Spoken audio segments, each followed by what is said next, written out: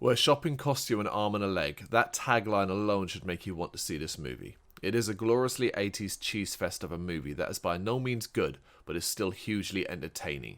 The joy of watching a movie like this is that it comes from an era where the cliches we know so well weren't cliches yet. An era of men being the heroes and the women running, screaming and falling over. An era of synthesized soundtracks looped over and over again. Ignore the cynical horror movie fan inside. Sit back and enjoy it for what it was. The movie opens showing a robber helping himself to some jewels in the shop. He is pursued by a high-tech robot that after a short chase takes the man down using a sleeping dart.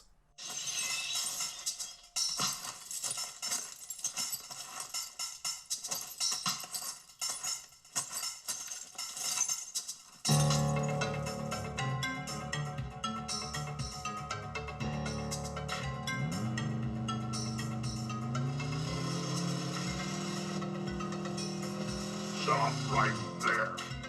Stop right there and surrender your weapon. Yeah, you say.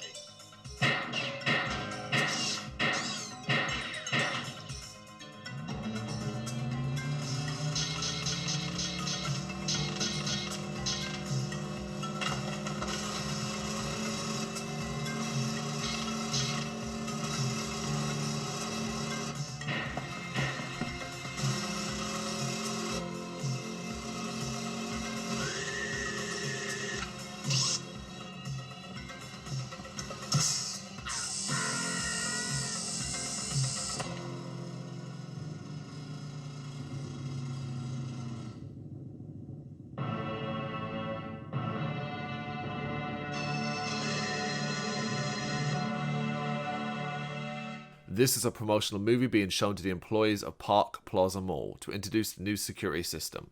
As well as 3 of these robots roaming the halls after hours, some pretty hardcore shutters have been installed too, giving the mall a more prison-style feel.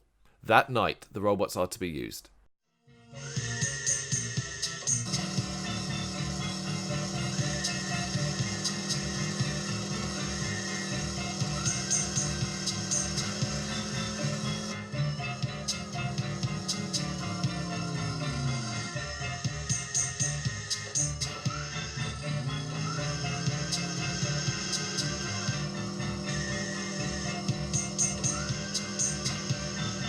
It sees Rick and Linda, Greg and Susie, Mike and Leslie, and Ferdy and Allison all staying behind after hours to have a party in a furniture shop. Meanwhile, outside a lightning storm hits, damaging the supercomputer that sits on the roof. This computer controls the actions of the robots, and with it being damaged, we now have robots that kill their masters, and a janitor before going on patrol in the mall. See where this is going yet?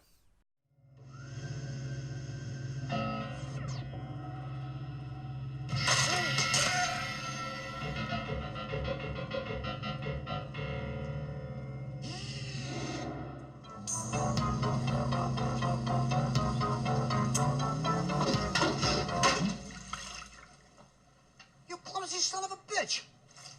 Look what you did. I ought to turn you to scrap metal for this. May I see your identification badge, please? Identification badge? Do not make any sudden moves. Sudden move? I'll give you a sudden move upside your head. What the hell is that? What is this, you worthless pile of junk, huh? Hey, look. I'm like you know? I work here. See? Huh? See that? I knew you bastards were gonna be trouble when I first brought you in here.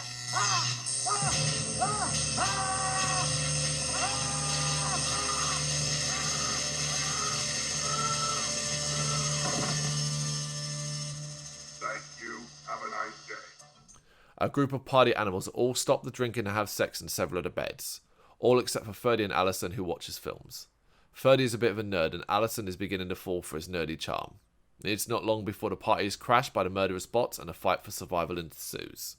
It's easy to admit to being unsure about whether Chopping Mall could really be called a horror movie, but those fears are put to rest by an exploding head scene that will leave most open mouth. It comes out of nowhere and looks amazingly silly.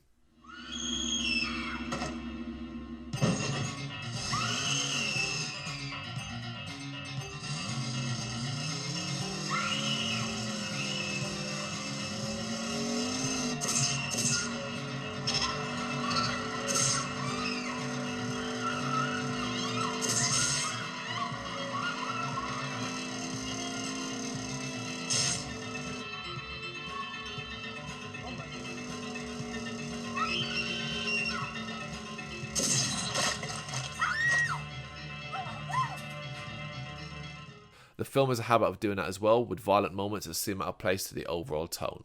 Being an 80s movie, the cast is average throughout. Characters are paper thin and behave really stupidly at times. Several times throughout the movie you'll see them do things that make absolutely no sense, while most of the film is the group just trying to find ways to destroy the robots, but failing.